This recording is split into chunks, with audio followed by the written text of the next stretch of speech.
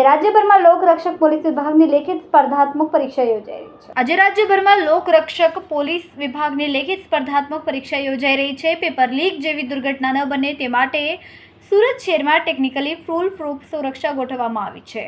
સુરતના 4 ઝોનમાં કુલ 206 પરીક્ષા કેન્દ્રો પર 61,950 ઉમેદવારો પરીક્ષા આપી રહ્યા છે. પરીક્ષાની પારદર્શિતા જળવાઈ રહે તે માટે બાયોમેટ્રિક વેરિફિકેશન અને ફેસ સ્ક્રીનિંગની વ્યવસ્થા રાખવામાં આવી છે. ઉપરાંત દરેક ઉમેદવાર ઇન્ટરનેટથી જોડાયેલા સીસીટીવી કેમેરાની નજર હેઠળ પરીક્ષા આપી રહ્યો છે. જિલ્લા શિક્ષણ અધિકારી તેમજ પોલીસ વિભાગ દ્વારા સીસીટીવીના માધ્યમથી સતત મોનિટરિંગ કરવામાં આવી રહ્યું છે. લોકરક્ષક પોલીસ વિભાગની પરીક્ષામાં કોઈપણ પ્રકારની ગેરરીતિ ન થાય તે માટે કડક સિક્યુરિટી રખાઈ. સુરક્ષા વ્યવસ્થા પણ વધુ સઘન બનાવવા શહેરમાં 57 ટ્રાન્ઝિટ રૂટ પર સુપરવાઇઝર સાથે 2 પોલીસ કર્મીઓ તૈનાત કરવામાં આવ્યા છે. મારું નામ ગઢવી કાળુજા, ક્યાંથી આવો? ગાંધીનગર. પરીક્ષા આપવા ગયા છો, કેવી તૈયારી? ખૂબ સારી તૈયારી છે. શું લાગે છે કેટલી વખતથી પરીક્ષા આપો છો? હું મારે ગઈ વખતે પોલીસની તૈયારી સારી હતી, પણ રનિંગમાં ફેલ થઈ ગયો. આ વખતે તૈયારી સારી છે.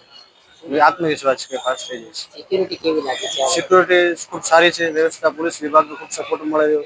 જ્યાં જેની જરૂર પડે એ મદદ અમારી કરી રહ્યા છે. કોઈ બેન વિકલાંગ હોય તો એમને સ્પેશિયલ રૂમે પણ મૂકવા જાય છે. અને જ્યાં જે લોકોની પાણીની વ્યવસ્થા પણ છે, અહીંયા દરેક વસ્તુમાં સારો સપોર્ટ છે. પેપર લીકની કોઈ ડર છે? ના, અમને કોઈ ડર નથી. પેપર અમને સપોર્ટ છે. કેવું લાગે? પેપર કેવું હતું? શું લાગે?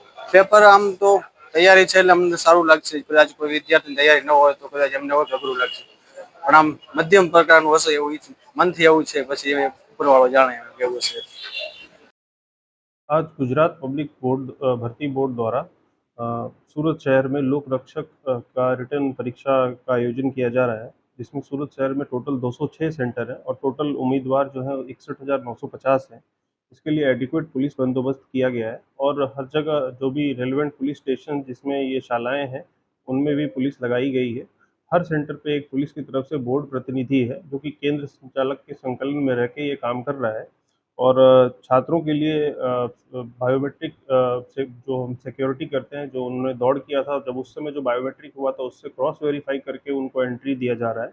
और साथ साथ में पूरी जो फैसिलिटी है, स्कूल है, सबको सीसीटीवी सर्वेलेंस में रखा जा रहा है और ये परीक्षा अभी शांतिपूर्ण पूरी तरीके से ऑर्गेनाइज किया जा रहा है.